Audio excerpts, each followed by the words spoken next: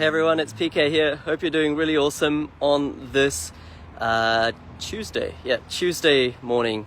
You can see the sun out behind me in Brisbane. It's pretty awesome.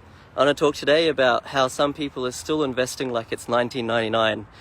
A lot of people, in fact, the majority of property investors, hopefully not you because you're part of this group, you're part of my page, you're hopefully following me and others.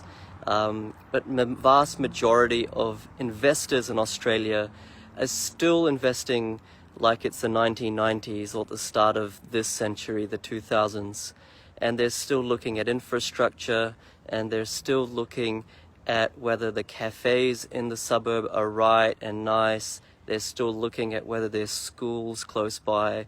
They're still looking at whether there's a shopping centre close by, whether there's a new Woolworths or Coles going in.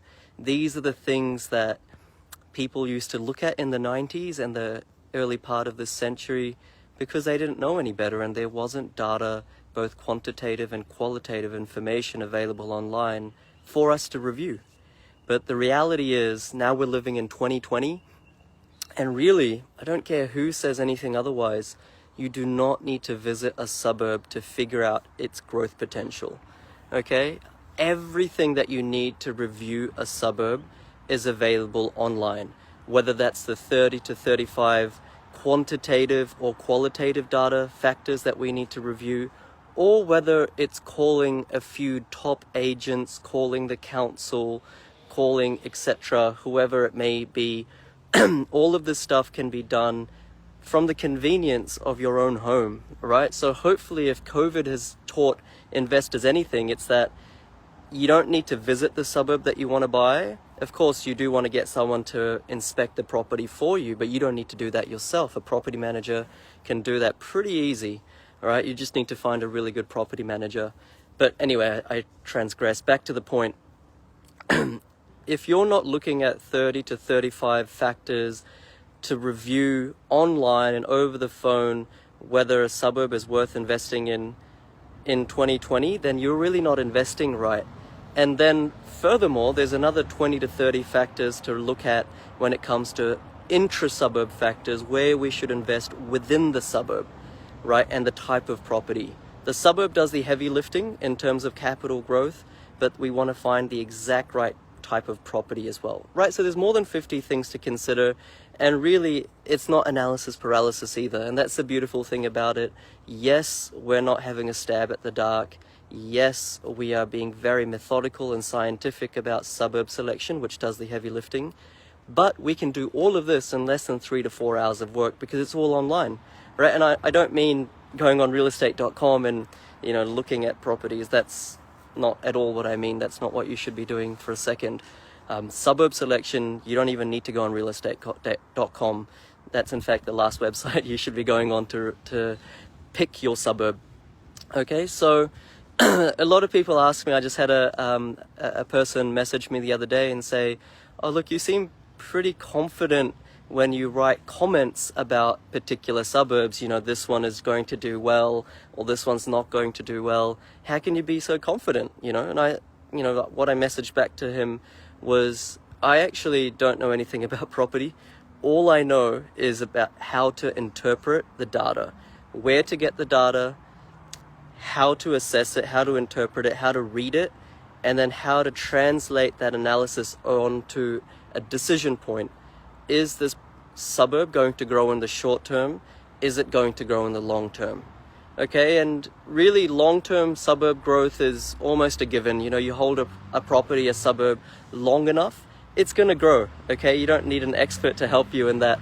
But in terms of short-term growth, there is no gambling, right? There is no such thing as gambling when it comes to short-term growth. If we follow the data step by step, one foot after another, we can guarantee ourselves that it will grow. Now, the extent to which it will grow, have no idea. Okay, I know there's a whole bunch of online algorithms that people are starting to build that tries to figure out the exact growth rate, but no one's really cracked that code, and trust me, I've tried as well.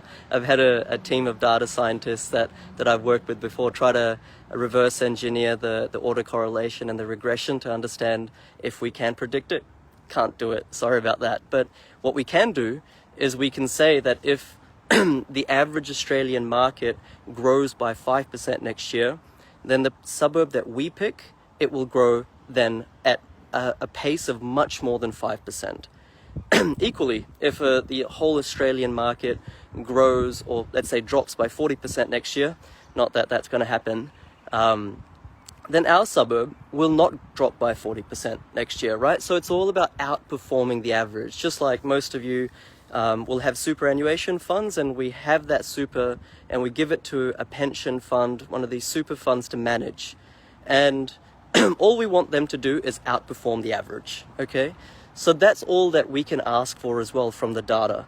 But if you're not following data, if you're not following these quantitative and qualitative metrics, and there's not just 5 of them, right? So I think a lot of people think there's just vacancy, capital growth, yield. Those in fact don't have any correlation to capital growth in the short term. We need to review all of this analysis, all of these factors, and then hand on heart, we can with confidence understand what the trajectory of this suburb will be. Okay, so I just want you to take that message home.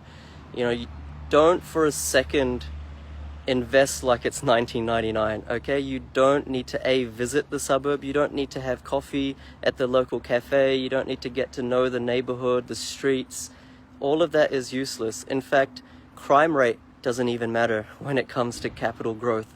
Okay, I can list literally dozens and dozens and dozens of suburbs that have really high crime rate and they've shot through the roof. I can also list dozens of suburbs that have high crime rate and they haven't shot through the roof. Shot through the roof is an unintentional pun, by the way, I just realized that. So the point is, it's not a case of just getting every piece of data and reviewing it. I've already understood which data factors, which qualitative factors have a regression, have a coefficient that's statistically reliable against capital growth. Okay, so crime rate is definitely not one of them. Population growth is not one of them as well. I'll do a post on that in the coming days. So yeah, for anyone who thinks that you need to be fortunate, that you need to be at the right place at the right time to be able to make money off property investment, if anyone thinks that, hey, you know, PK, who you're kidding? You know, we're not in 2013, the market's not rising, we're in the middle of a pandemic, you know, you're not fooling anyone, this market's not going anywhere, then just take home this message. There's 15,000 suburbs in Australia, and all of them have their own cycle, so to speak. So right now, if you are buying in Canberra, for instance, there are many pockets of Canberra that throughout COVID have increased by $75,000. It's like the people buying houses in those suburbs don't know what COVID is. That's an exaggeration, but you know what I mean, right? So don't think that you needed to be in Melbourne and Sydney in 2014 to have made money off property. There's also lots of people that have been through 2 whole cycles, that have been investing for 2 decades and still haven't generated a passive income. Okay, so it's not when you get into the market, because there is no one market. It's when you get into a specific market, a specific suburb. You buy it at the right time, so timing, and then you're in the market for a long time in the market. We don't just want time in the market. There are plenty of people in Australia that have been in the market for a decade or 2 and are still sitting on $30,000 passive income. You can do much better than that, much, 3 times, 4 times, 5 times better than that in that time period. Okay, so it's not necessarily time in the market, but it's timing the market and getting into the right market. And if you know what you're doing, and we're so fortunate now that we have all of these tools, all of this data available to us, we just need to absorb it, and we just need to know how to apply it. And we can apply it. You know, people couldn't do this in 1990. People couldn't do this in 2000. So I think investors, those who are educated, will actually outperform their parents and their grandparents because we have all of this information available to us. It's just like if you do a Google search, like how to change a tire. Like, you needed to be pretty handy to be able to do that 20 years ago, but now anyone You know, even my mum could YouTube that if she's stranded on the side of a road and figure out how to change a tire off YouTube and figure it out. So property investing is the same. You can figure it out. You can do it yourself. You just need some education. And if you already know how to do it, then great, go ahead and do it. And if you don't know how to do it, then you just need to muster up some courage to ask someone for help. And I know there's lots of people out there offering this, but find someone that you vibe with, find someone that you're on the same frequency with. If you're on the same frequency with me, then I'd be very grateful to have a chat and see if you're a good fit for me and I'm a good fit for you.